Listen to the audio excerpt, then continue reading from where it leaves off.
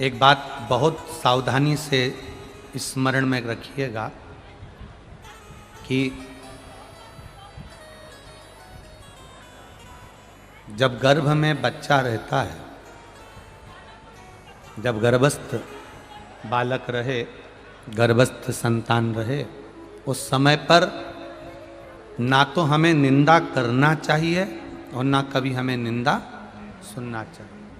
जब गर्भस्थ संतान रहे तब निंदा, शंकर भगवान की निंदा से एक राक्षसी ने जन्म ले लिया था, जिसका संगार शंकर भगवान के भक्त के हाथ से होना था।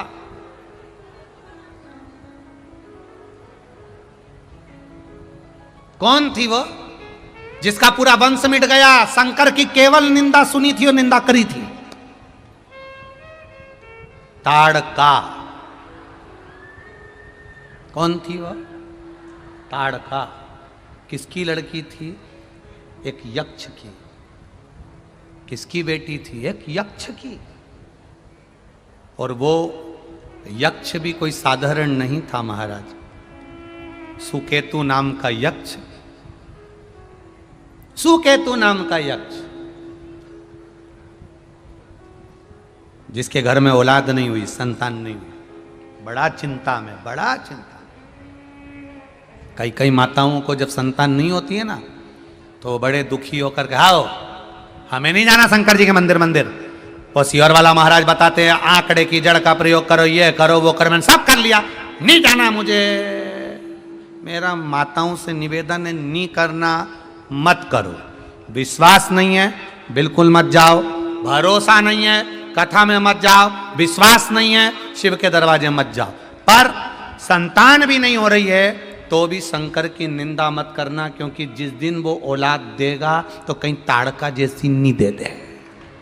सुकेतु नाम का यक्ष एक गलती कर दिया, उसके घर में संतान नहीं, औलाद नहीं, तो वो तप करने के लिए इंद्र का बैठा, इंद्र का तप करा तो इंद्र ने आकर कह दिया, सुकेतु तुम्हें क्या चाहिए? मेरे घर में संतान चाहिए, मेरा तप मत करो, करना है तो शंकर जी का करो। सुकेतु ने मन में सोचा, शंकर जी का तप कर कर क्या करूंगा, शिव जी का तप कर कर करूंगा क्या? सुकेतु ने कहा, मैं शंकर जी का तप मत नहीं करूंगा। वो तो खुद शमशान में रहता है, वो तो खुद कैलाश पर रहता है। जो शमशान में रहता है वो क्या देगा? उसके पास तो खुद पहनने के लिए कपड़ा नहीं। बस सुकेतु ने अपशब्द कहा, ब्रह्मा जी का तप किया, ब्रह्मा जी प्रकट हुए, उन्होंने कहा, क्या मांगना है तुमको? बस संतान चाहिए, मेरे यहां संतान नहीं, औलाद नहीं, औलाद नहीं है। तेरे यहां संतान का सुख नहीं है सुकेतु, तेरे को औलाद नहीं हो सकती, संतान का सुख नहीं है। ब्रह्मा जी ने कह दिया, सुकेतु तेरे यहां संतान नहीं होगी। सुकेतु ने कहा, संतान तो मेरे यहां होगी, ब्रह्मा जी कोई उपाय? ब्रह्मा जी ने कहा, मैं जो लिख देता हूं उसको दूसरा कोई नहीं टालता, केवल एक ही टालता। कौन? महादेव। अगर तू महादेव का भजन करेगा तो संतान होगी। सुकेतु ने कहा, वो शमशान में रहने वाला, भस्म रमाने वाला, जटा जूट बांधने वाला, जिनके बच्चे के हाथी के मुंह लगे, वो मुझे क्या औलाद देंगे? बस सुकेतु ने भगवान विष्णु की आराधना करना प्रारंभ कर।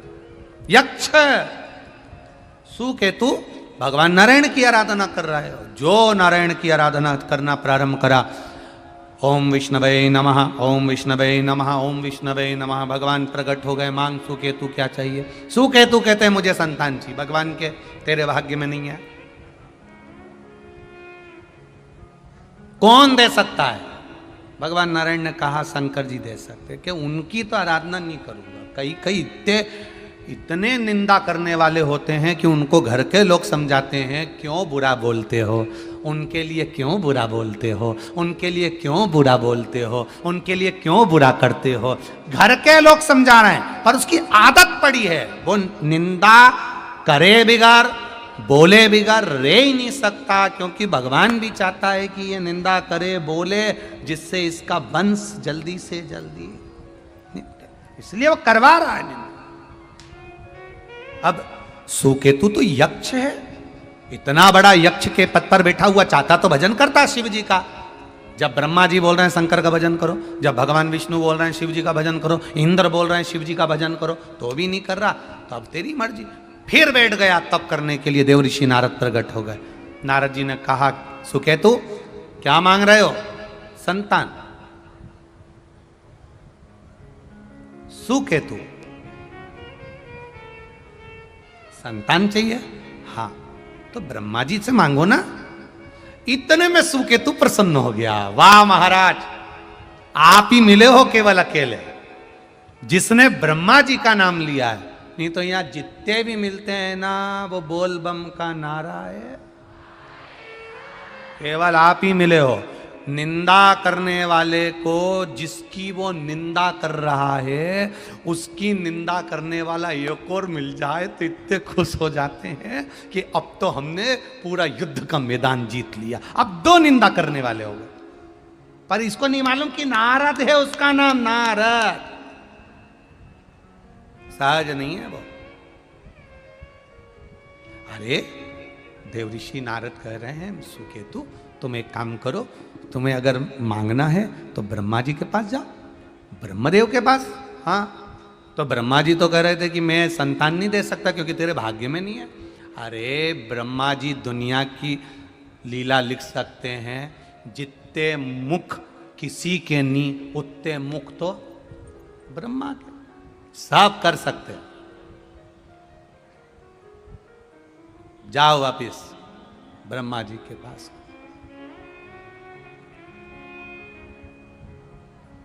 संतान दे दो।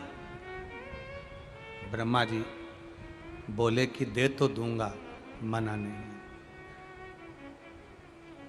तो जिद पर अड़ा है, दे दूंगा। इतनी जिद्दी कर रहा है तो संतान देने में मुझे कोई दिक्कत नहीं। पर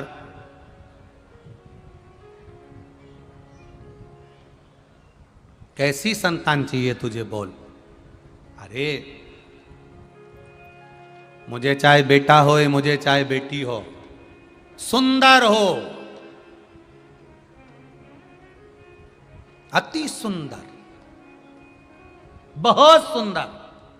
आप सब इस कथा में आए हो, एक संकल्प लेकर जाना अपने मन में कि ना तो मैं शंकर जी के किसी भक्त की निंदा सुनूंगी, ना कभी शिव महापुराण की कभी निंदा सुनूंगी, ना कभी मैं शंकर की निंदा सुनूंगी, और ना कभी मैं शंकर की निंदा करूंगी। मेरा संकल्प ये होना चाहिए कि मैं ना सुनूं और ना शिव की निंदा करूं। जो बने भजन करो, ना बने मौन। हम ज्यादा कुछ नहीं कर सकते तो इतना तो कर सकते हैं कि हम शिव की निंदा नहीं करेंगे, शंकर का गुणगान करेंगे। बनेगा तो करेंगे, ना बनेगा तो ना करेंगे। सुकेतु बेटा हो चाहे बेटी हो पर सुंदर हो।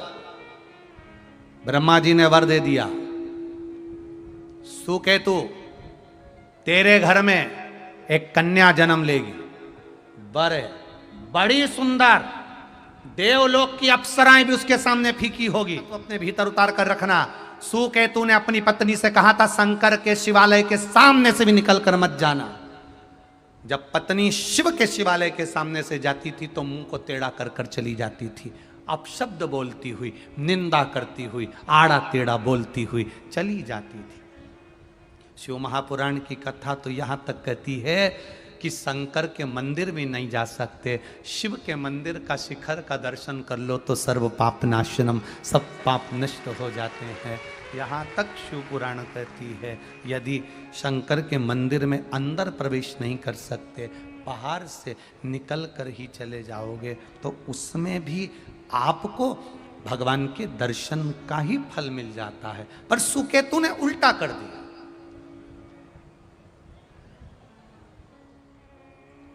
विवाह हो गया,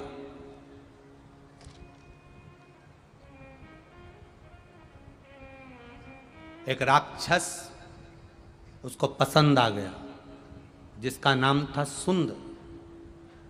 ताड़का के पति का नाम क्या था? जम के बोलो जरा। सुंद नाम का राक्षस, राक्षस पसंद आ गया।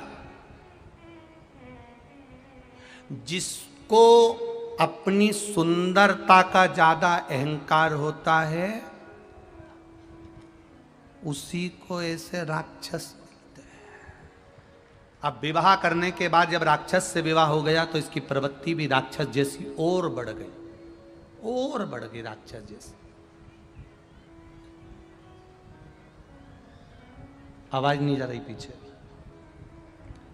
राक्षस जैसी प्रवृत्ति बढ़ गई और राक्षस जैसी प्रवृत्ति बढ़ी और राक्षस जैसी, और जब राक्षस जैसी प्रवृत्ति और बढ़ी, एक दिन ये बड़ी सुंदर थी, सुंदरता के कारण बस इसके शब्द भारी निकलते थे, बहुत भारी। ऋषि के यहाँ जैसे ही पहुंची, अगस्त बाबा के यहाँ जैसे ही पहुंची, अगस्त ऋषि के यहाँ पहुंचते से ही वहां जितने पूजन के सामान रखे थे, जितना पूजन का साहित्य अगस्त ऋषि के आश्रम में रखा था, सारा पूजन का सामान उठाकर भूमि पर पटक दिया। शिव महापुराण की कथा कहती है जमीन पर पूजन की थाली रखी है, उसको लांग कर मत जाइए, ठोकर लगा कर मत जाइए। पानी का पात्र रखा है, लोटा रखा है, खाली रखा है, गिलास रखा है, उस पर पात्र को लात लगा कर मत जाओ, उसको लांग कर मत जाइए। शिव महापुराण की कथा कहती है वेद पुराण शास्त्र या कोई भजन करने वाला, कथा सुनने वाला बैठा है, उसको लांग कर ठोकर लगाकर कभी ना जाइए। उसकी गति क्या होती है? ये सुंदर कन्या अगस्त बाबा के यहाँ का सामान उठाकर फेंकने लगी, ठोकर लगाने लगी, लात मारने लगी। अगस्त ऋषि को क्रोध आ गया और उन्होंने क्रोध में आकर कह दिया मैं तुझे श्राप देता हूं कि तू राक्षसी हो जा, तेरी सुंदर काया बेकार हो जाए, सुंदर काया बेकार हो जाए। और तूने मेरे आश्रम की पूजन की थाली को लांगा है, मेरे आश्रम की पूजन की पात्र को लात मारी है, तेरे घर में जन्म लेने वाला कोई जीवित नहीं रहेगा। सुंद के साथ में उसका विवाह हो गया। विवाह होने के बाद 2 बेटे हो गए, 2 बेटे। उसमें से एक मारीच भी था। 2 पुत्र हुए और महाराज सुबाहु और मारीच ताड़का के 2 बेटे हुए थे। तूने पूजन के पात्र को लात मारा है। शिव से निंदा करिए, शंकर की निंदा करिए, शंकर से ईर्ष्या करिए, तेरे को मारने वाला भी कोई शंकर का भक्त होगा। शिव का भक्त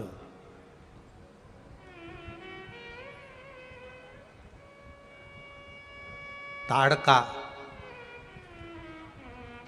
आंखों में आंसू भरकर अगस्त ऋषि से कहती है कि कोई भी शिव भक्त मुझे मार देगा, कोई भी शिव भक्त नहीं।